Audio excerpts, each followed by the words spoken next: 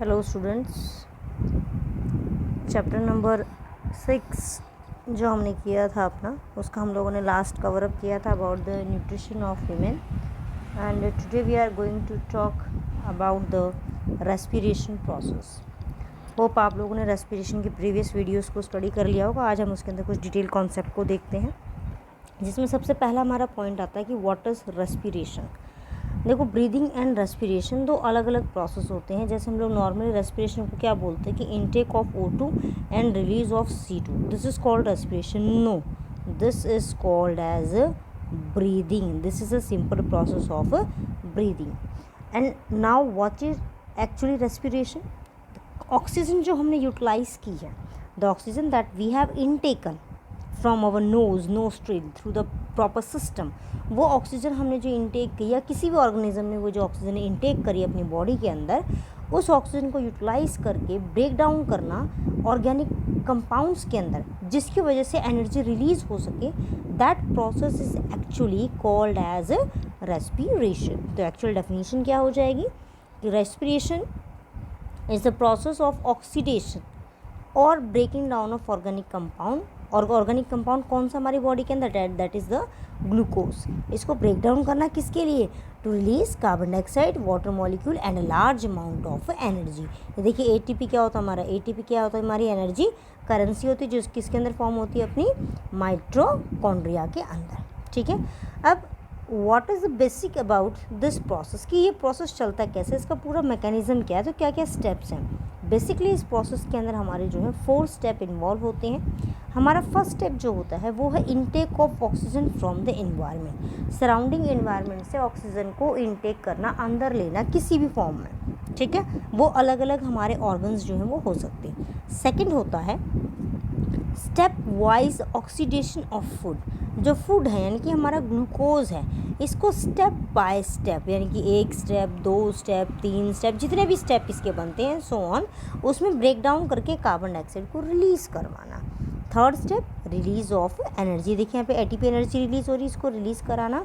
And last is elimination of carbon dioxide. जो carbon dioxide हमारी body के अंदर प्रेजेंट है एक्स्ट्रा अमाउंट में, जो हमारी बॉडी के लिए टोटली अनयूजेबल है, जो हमारे किसी काम की भी नहीं, यूजेबल नहीं है, उसको रिमूव करवाना बॉडी के बाहर। अब जो हमारे दोनों प्रोसेस हैं यहाँ पे, अब इन प्रोसेस के बेसिस पे देखो, 2 प्रोसेस बिल्कुल क्लियर आपको यहाँ पे दिख रहे होंगे कि process number 1 and process number 4। इसमें क्या हो रहा है? सिंपली ऑक्सीजन का लेना, कार्बन डाइऑक्साइड का रिलीज़ करवाना। तो इन दोनों स्टेप को हम लोग सिंपली बोलते हैं this is called as physical process, क्योंकि इसके अंदर कोई एक्सचेंज नहीं हो रहा है, इसमें सिंपल एक्सचेंज ऑफ गैसेस चल रहा है, कोई ब्रेकडाउन नहीं हो रहा। नोज से हमने ऑक्सीजन को इनटेक किया, कार्बन डाइऑक्साइड को बाहर रिलीज़ किया। This is the simple process called as physical process. अब देखिए, 2 जो प्रोसेस हैं हमारे, कौन से? Second and fourth. Step wise oxidation of food and release of energy as ATP। ये प्रोसेस क्या है? इनके अंदर बायोलॉजिकल जो मॉलिक्यूल हैं ये ब्रेक डाउन हो रहे हैं डिफरेंट केमिकल कंपाउंड फॉर्म के अंदर, और ये एक स्टेप वाइज प्रोसेस चलता है। एनर्जी भी फॉर्मेशन हो रही है, तो इसको हम लोग किसका नाम देते हैं? Biochemical process. ठीक है, that's why another definition of respiration is there. वो कौन सी हमारी? कि respiration is a biochemical process in which chemical energy of organic molecule is converted into usable energy in the cell. Usable, ये जो energy बनी है ये। ठीक है, अब इसके अंदर जो हमारा बायोकेमिकल जो प्रोसेस होता है, बायोकेमिकल प्रोसेस बेसिकली इसके अंदर डिफरेंट स्टेप्स जो होती हैं वो प्रेजेंट होते हैं। फर्स्ट स्टेप होता है इसके अंदर ग्लाइकोलाइसिस। ग्लाइकोलाइसिस का मतलब होता है कि इसके अंदर क्या करते हैं हम लोग? ब्रेक डाउन करते हैं ग्लूकोज का into the simpler 3 carbon atom molecule, जिसको हम लोग बोलते हैं पायरुविक एसिड, उसमें कन्वर्ट करना। सेकेंड स्टेप होता है प्लांट्स के अंदर होता है ये क्रैब साइकिल हम जिसको बोलते हैं। ठीक है, this is called as a crab cycle. इसके अंदर जो पायरुविक एसिड है वो ब्रेक होएगी डिफरेंट फॉर्म्स में।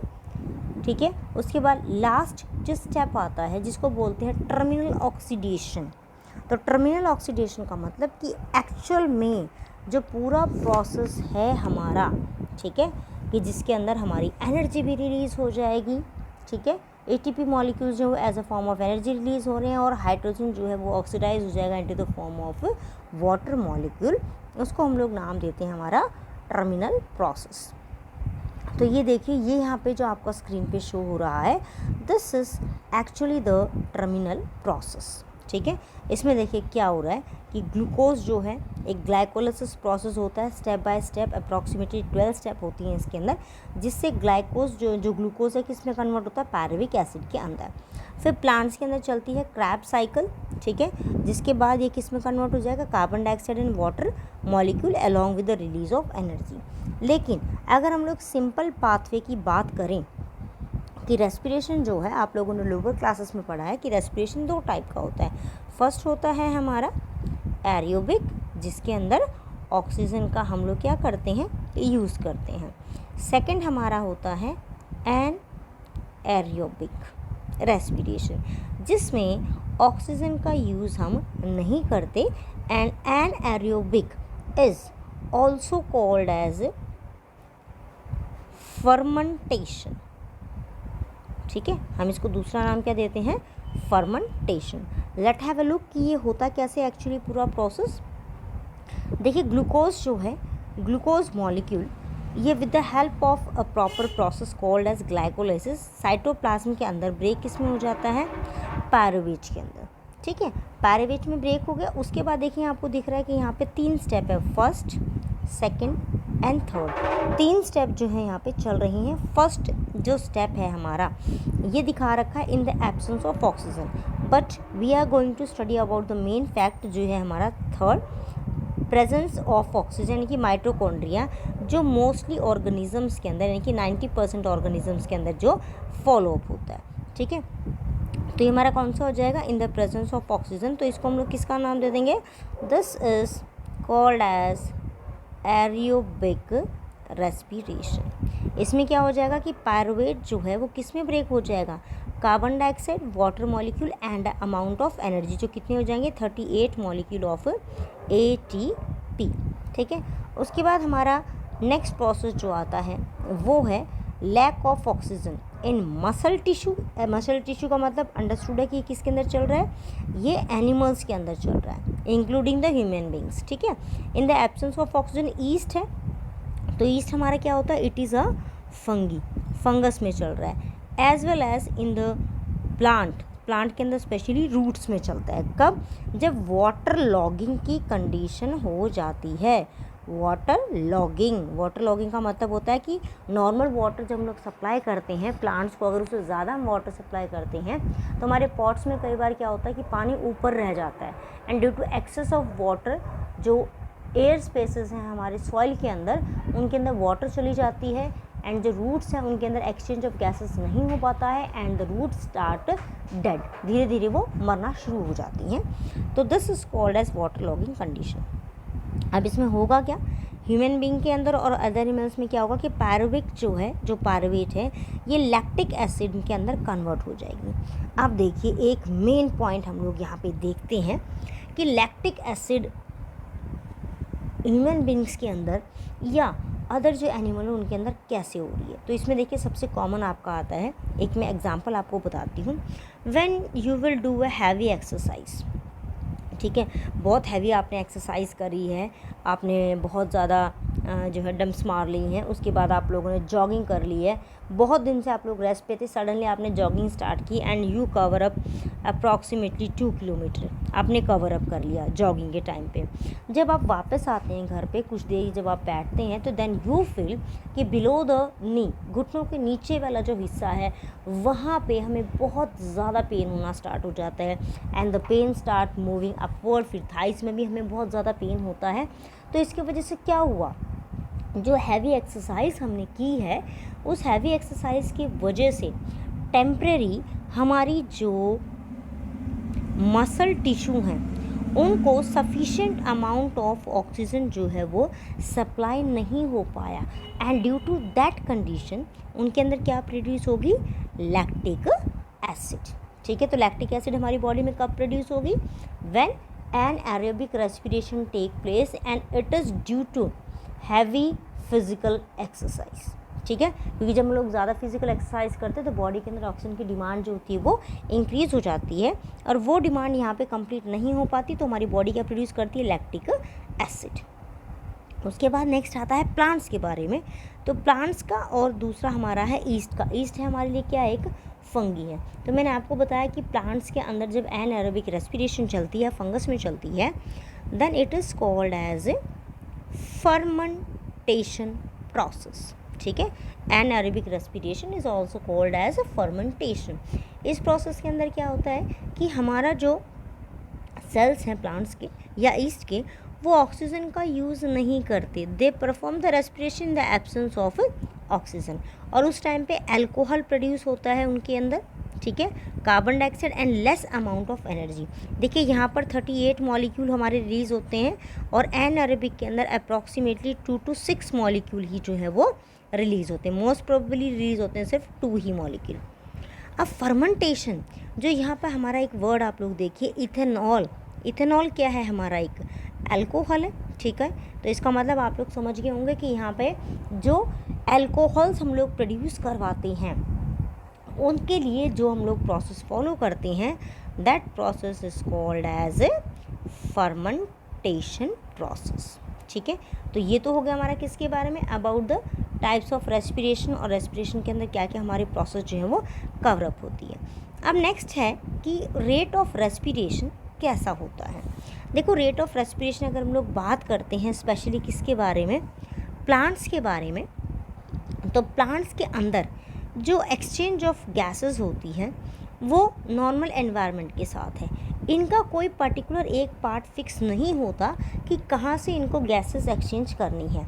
ये स्टोमेटा से कर सकते हैं जो लीफ में प्रेजेंट होते हैं, लेंटिसेल से कर सकते हैं जो ओल्ड स्टेम और ओल्ड रूट्स के अंदर होती हैं, जर्नल सरफेस यानी कि रूट से भी जो है बेसिकली ये कर सकते हैं। और ये जो गैसेस एक्सचेंज होता है ये एक दूसरे के टोटली इंडिपेंडेंट होता है, डिपेंड नहीं करता एक दूसरे के ऊपर। अब ये देखिए यहाँ पे अगर आप लोग देख रहे हैं तो ये देखिए, ये हमारा एक लीफ का सेक्शन है। इसमें आपको दिख रहा है कि ये अपर एपिडर्मिस है, ये लोअर एपिडर्मिस है, और ये जो पॉइंट है this is called as a stomata. और जो रेड एरोज हैं ये दिखा रही हैं कि गैसेस कैसे इनटेक हो रही है, कैसे यहाँ पे आउट हो रही है, रिमूव हो रही है। अब गैसेस एक्सचेंज के लिए आप लोग ध्यान दीजिए कि अपर जो मोस्ट पार्ट है, इसके जो सेल्स हैं बिल्कुल टाइटली एक दूसरे के साथ अरेंज्ड हैं। हम लोग इसको किसका नाम देते हैं, पैलिसेड मीजोफिल सेल्स का। किसका नाम देंगे हम इसको, पैलिसेड मीजोफिल सेल का। और यहाँ पे जो लूजली पैक्ड सेल आपको दिख रहे हैं इसको हम लोग बोलते हैं spongy mesophyll cell. Spongy mesophyll cells के बीच में स्पेसेस होते हैं, इंटरसेलुलर स्पेसेस प्रेजेंट होते हैं, जिसकी वजह से गैसेस एक्सचेंज जो है बहुत ईजिली हो जाता है।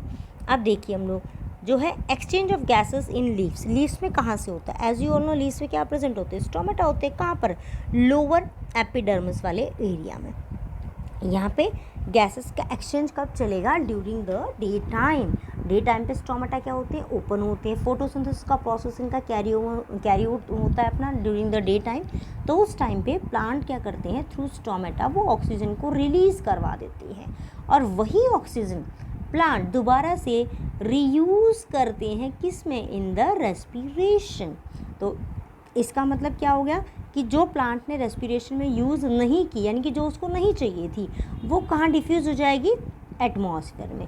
और वो एटमॉस्फेयर के अंदर जो ऑक्सीजन है वो कौन लेता है, वो हम लोग जो है यूज़ करते हैं, अदर ऑर्गेनिज्म जो है वो यूज़ करते हैं। डे टाइम पे तो क्या हो रहा है, प्लांट क्या रिलीज़ कर रहा है, कार्बन डाइऑक्साइड रिलीज़ कर रहा है और ऑक्सीजन भी रिलीज़ कर रहा है और उसको यूज़ भी कर रहा है। बट नाइट के टाइम पे क्या होता है, जब कोई भी फोटोसिंथेसिस का प्रोसेस नहीं होता है तो उस टाइम पे प्लांट्स सिर्फ ऑक्सीजन का इंटेक करते और कार्बन डाइऑक्साइड का रिलीज़ करवाते हैं। नेक्स्ट देखिए, प्लांट्स के अंदर क्या होता है कि ये जो ओल्डर एरियाज़ हैं, यहाँ पे देखिए जैसे प्लांट का जो बार्क होता है, जो छाल आप लोग देखते हैं, उसमें इस तरीके से डिमार्केशंस वैसे बने होते हैं। ठीक है, तो ये जो स्पेसेस आपको दिख रहे हैं, this is actually called as the lenticel. Lenticel में ये देखिए सेल्स का अरेंजमेंट कैसा, they are loosely packed, and यहाँ पे कार्बन डाइऑक्साइड और ऑक्सीजन का एक्सचेंज जो है तो बहुत ईजिली कैरी आउट होता है। नेक्स्ट आता है रूट हेयर्स। रूट हेयर्स क्या होती हैं, हमारे प्लांट के जो रूट्स होते हैं उन रूट्स के ऊपर बहुत ही माइन्यूट कलर के हेयर लाइक स्ट्रक्चर्स होते हैं, जिनको हम लोग नाम किसका दे देते हैं, रूट हेयर का। इनके जो सेल्स होते हैं they were semi permeable in nature, semi permeable होते हैं नेचर में। तो इस वजह से क्या होता है कि वो बेसिकली एक्सचेंज जो है गैसेस का उसको अलाउ कर देते हैं, और कार्बन डाइऑक्साइड जो होता है वो एटमॉस्फेयर में दे देंगे, ऑक्सीजन का वो इनटेक कर लेंगे। ठीक है, ये किसके बारे में हो गया हमारा, all about the plant. Now we are going to study about the respiration in animals. उससे पहले हमें क्या पता होना चाहिए कि एनिमल्स के अंदर जो रेस्पिरेशन हमारा होता है, वो रेस्पिरेशन जो है बेसिकली किस प्रोसेस से होगा। तो उसके अंदर कुछ पर्टिकुलर कैरेक्टरिस्टिक्स होते हैं रेस्पिरेटरी सरफेस की एक्सचेंज के लिए, जिसकी वजह से एक्सचेंज ऑफ गैसेस का जो प्रोसेस है बहुत ही ज़्यादा एफिशिएंट हो जाता है। ठीक है, तो एफिशिएंट हो जाएगा तो उसके लिए क्या हो जाएगा हमारा, वो पॉइंट हम लोग स्टडी करते हैं। सबसे पहले पता होना चाहिए हमें कि रेस्पिरेटरी सरफेस क्या होता है। रेस्पिरेटरी सरफेस क्या होगा कि ये वो पर्टिकुलर सरफेस है जहाँ पर गैसेस का एक्सचेंज चलेगा फ्रॉम द सराउंडिंग। ठीक है, और उसको हम लोग किसका नाम देंगे, रेस्पिरेटरी सरफेस का। अब रेस्पिरेटरी सरफेस जो है जहाँ पे गैसेस का एक्सचेंज होना है, तो वहाँ पे मेन पॉइंट क्या होना चाहिए हमारे पास, एक तो मेन पॉइंट क्या होना चाहिए कि रेस्पिरेटरी सरफेस का जो एरिया वो लार्ज होना चाहिए। जितना ज़्यादा होगा उतनी ही ज़्यादा गैसेस की एक्सचेंज ईजिली हो सकेगी। दूसरा, उसकी जो मेम्ब्रेन है, that membrane should be thin and moist, जिसके वजह से डिफ्यूजन ऑफ रेस्पिरेटरी गैसेस बहुत इजीली हो सके। And they have a rich supply of blood capillary, यानी कि जो ब्लड वेसल्स हैं वो बहुत होने चाहिए, क्योंकि एनिमल्स की हम लोग बात कर रहे हैं यहाँ पे। और रेस्पिरेटरी सरफेस जो है तो परमेबल होना चाहिए रेस्पिरेटरी गैसेस का। ऐसा नहीं कि वो सिर्फ ऑक्सीजन को ले और कार्बन डाइऑक्साइड को वो आउट बाहर ही ना निकाले, तो ऐसे तो क्या हो जाएगा, रेस्पिरेशन का प्रोसेस हमारा ख़त्म हो जाएगा। ठीक है, एंड लास्ट पॉइंट वो क्या हो जाएगा, there should be respiratory pigment. और हमारा रेस्पिरेटरी पिगमेंट क्या होता है, दैट इज़ हीमोग्लोबिन, जो कैसा होता है, रेड इन कलर। कुछ ऑर्गेनिज्म के अंदर हेमोसाइनिन भी होता है, जैसे आप लोगों ने देखा होगा कि कुछ हमारे जो एनिमल्स हैं जब उनको हम लोग मारते हैं तो blue colour of blood will be release, that is due to haemocyanin. ठीक है, उसके बाद एक्सचेंज ऑफ गैसेस जो है यूनिसेलुलर ऑर्गेनिज्म के अंदर कैसे चलता है। यूनिसेलुलर ऑर्गेनिज्म जैसे अमीबा जो है, ठीक है, अमीबा की अगर हम लोग बात करें तो हमारा जो अमीबा होता है यूनिसेलुलर ऑर्गेनिज्म है, पैरामीशियम भी यूनिसेलुलर ऑर्गेनिज्म है। इनके अंदर क्या होता है कि ये सराउंडिंग एरिया में जहाँ पर ये रह रही हैं, उस सराउंडिंग एरिया के अंदर जो वाटर प्रेजेंट है, इस वाटर के अंदर बेसिकली क्या प्रेजेंट है हमारा, यहाँ पे हमारा प्रेजेंट है oxygen as well as carbon dioxide. If the level of oxygen inside the body of amoeba, उसकी बॉडी के अंदर अगर डिफिशिएंसी हो जाती है ऑक्सीजन की, तो ऑक्सीजन बाहर से कहाँ चला जाएगा, अंदर चला जाएगा। ठीक है, कार्बन डाइऑक्साइड की कंसंट्रेशन उसके सराउंडिंग एनवायरनमेंट में कम है, बॉडी के अंदर कार्बन डाइऑक्साइड की क्वांटिटी क्या है, हाई है, तो कार्बन डाइऑक्साइड बॉडी के अंदर से कहाँ आ जाएगा, एटमॉस्फेयर के अंदर बाहर आ जाएगा।